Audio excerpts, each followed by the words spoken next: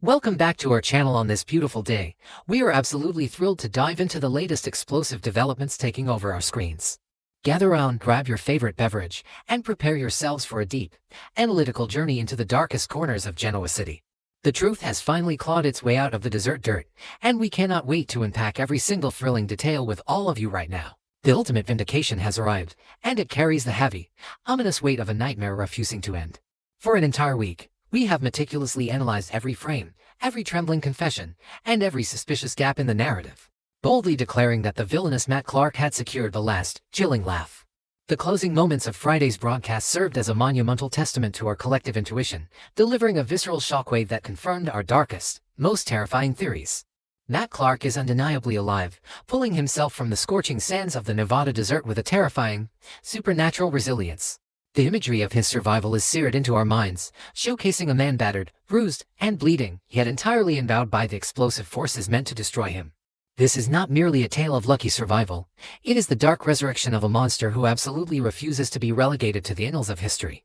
The deep purple bruises painting his skin and the crimson blood matting his hair serve as grotesque badges of honor, physical manifestations of the sheer, unadulterated malice that keeps his dark heart beating against all logical, medical odds. Transporting us far away from that barren, sun-scorched wasteland, the narrative places a disoriented but dangerously focused Matt Clark inside a quintessential, mundane roadside diner. The atmosphere in this seemingly innocuous setting crackles with a suffocating, unbearable tension, beautifully contrasting the everyday reality of the establishment with the extraordinary, walking evil sitting quietly in one of its vinyl booths. When an observant, well-meaning waitress approaches, her genuine human concern for the bloody bandage plastered across his forehead is met with a chilling, absolute silence. Matt does not offer a comforting lie, a plea for medical assistance, or even a polite dismissal. He completely and utterly ignores her human empathy. His mind is a singular, terrifying weapon, locked onto a destination that spells impending doom for the prominent residents of our beloved fictional town. The waitress becomes an unwitting, discarded pawn in a much larger, catastrophic game, brushed aside by a man whose entire existence is now fueled by the singular, burning desire to finish the violent masterpiece he began in the desert. In a moment that undoubtedly sent icy shivers down the spines of viewers everywhere, Matt Clark produces a seemingly ordinary object that carries apocalyptic implications for our core families.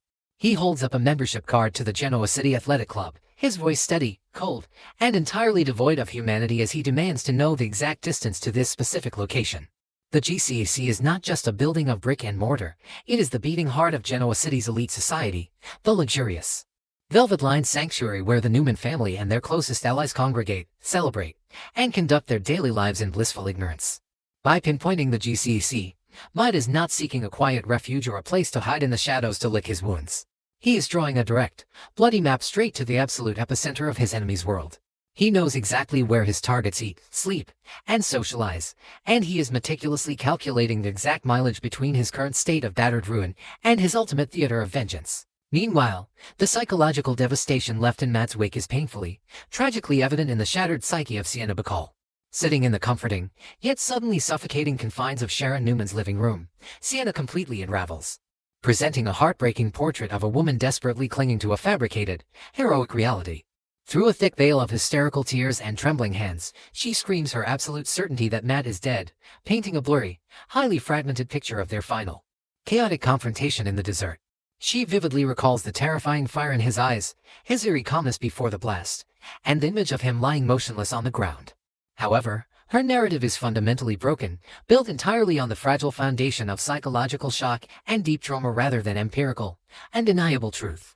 Sienna desperately wants to be the brave hero who eradicated the monster to save the man she loves, but her mind is actively protecting her from the horrifying reality of her own failure.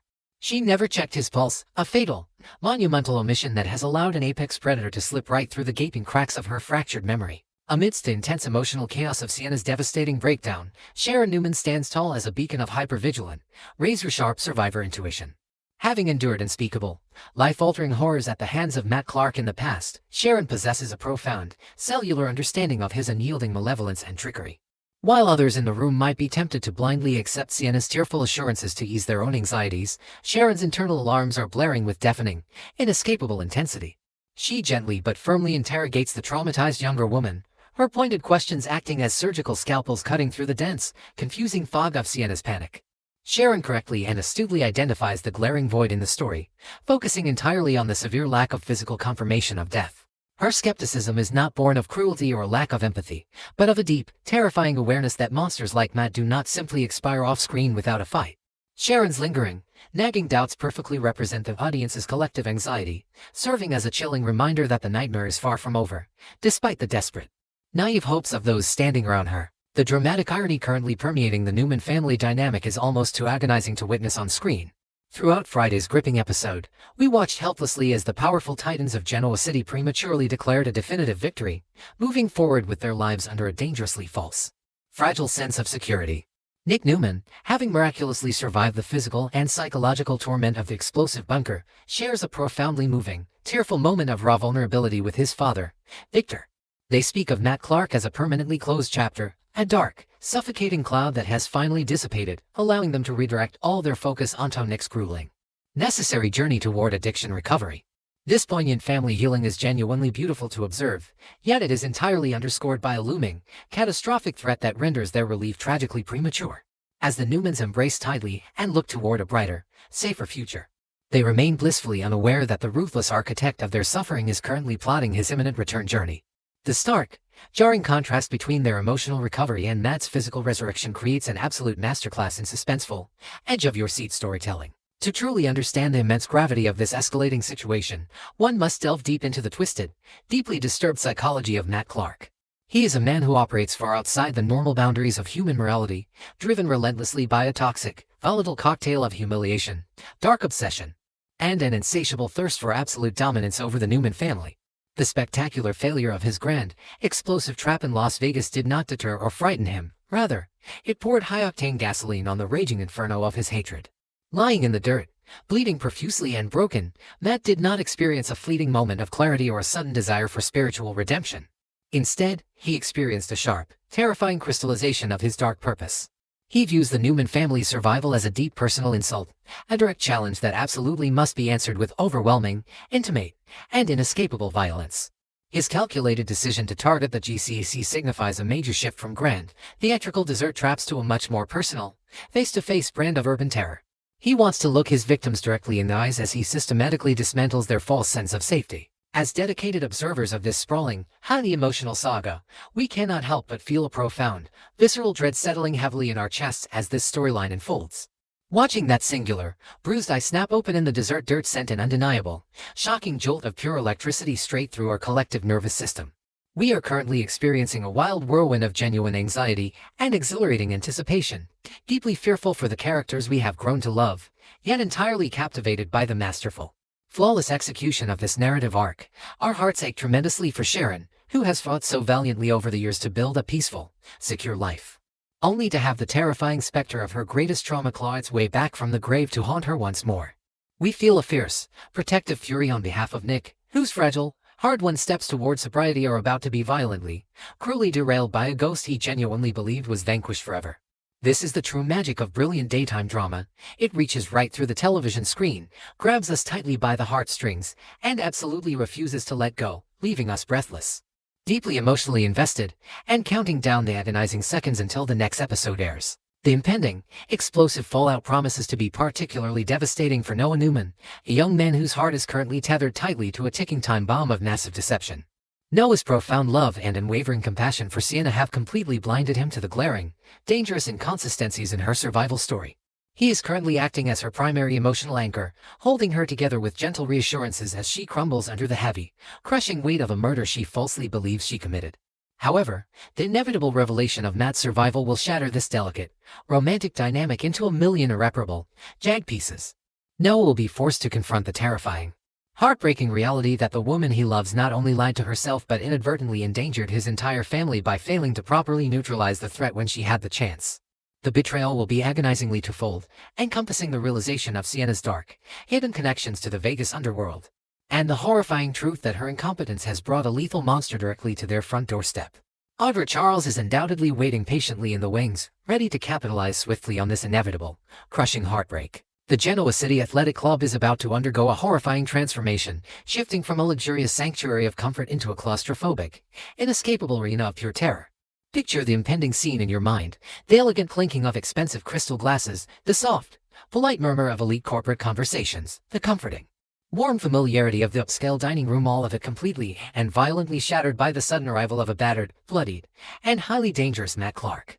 The GCEC is a location where these powerful characters are inherently vulnerable, their usual defensive guards lowered in the trusted company of close friends and family. It is the exact place where Nikki and Jack might be sharing a tense, secretive conversation, where Victoria might be toasting to her recent corporate victories, and where Sharon might be simply trying to enjoy a rare, quiet moment of peace. Matt's arrival at this specific, populated nexus of power guarantees maximum, devastating collateral damage. He is not just coming for Nick or Sharon in isolation, he is coming to inflict maximum trauma on the entire Newman ecosystem, turning their safest, most cherished haven into a blood-soaked nightmare landscape. This gripping storyline brilliantly underscores a recurring, incredibly powerful theme woven deeply within the fabric of Genoa City. Severe trauma never truly stays buried beneath the surface. The past is portrayed as a relentless, untiring predator, constantly hunting down those who naively attempt to outrun it. The Newman family's desperate, collective desire to neatly close the book on Matt Clark highlights a universal, tragic human flaw, the flawed belief that simply wanting a terrible nightmare to end possesses the power to make it so.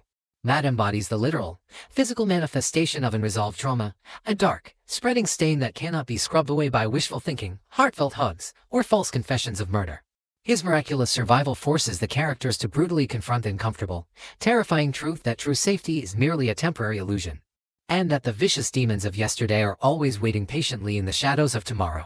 The writers are currently crafting a spectacular, unforgettable narrative about the enduring nature of evil and the immense, painful resilience required to repeatedly face the monsters that absolutely refuse to die. We are now officially operating under the agonizing, relentless pressure of a ticking clock that grows louder with every passing scene.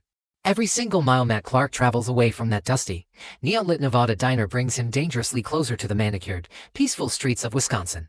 The audience is heavily burdened with the terrifying, omniscient knowledge of his steady approach, forced to watch helplessly as our favorite characters go about their daily lives, entirely oblivious to the dark, violent storm rapidly gathering on the horizon. The dramatic tension is exquisitely, perfectly crafted, building exponentially with every passing scene of domestic tranquility and corporate bickering. We know the exact destination, we know the lethal and wavering intent of the traveler, and we know the profound, tragic vulnerability of the targets waiting at the end of his journey. It is a masterful, prolonged exercise in suspense, drawing out the excruciating wait before the inevitable, explosive confrontation. The pieces are rapidly moving into place for a showdown that will undoubtedly alter the landscape of Genoa City forever, leaving deep, permanent scars on everyone involved. The stage is perfectly set, the monster has been let loose from his desert cage, and the ultimate sanctuary of Genoa City is about to be violently breached. Will Sharon's sharp, lingering intuition be enough to sound the alarm before Matt Clark crosses the elegant threshold of the GCEC? Or will the mighty Newman family be caught entirely defenseless in his venomous, calculating crosshairs? As the miles steadily decrease and the impending danger amplifies to a deafening roar, one terrifying, unanswerable question remains: who will be forced to pay the ultimate, devastating price when the unkillable ghost of Las Vegas finally demands his bloody, long-awaited retribution? Stay tuned, keep your eyes glued to the screen, because the real nightmare is only just beginning.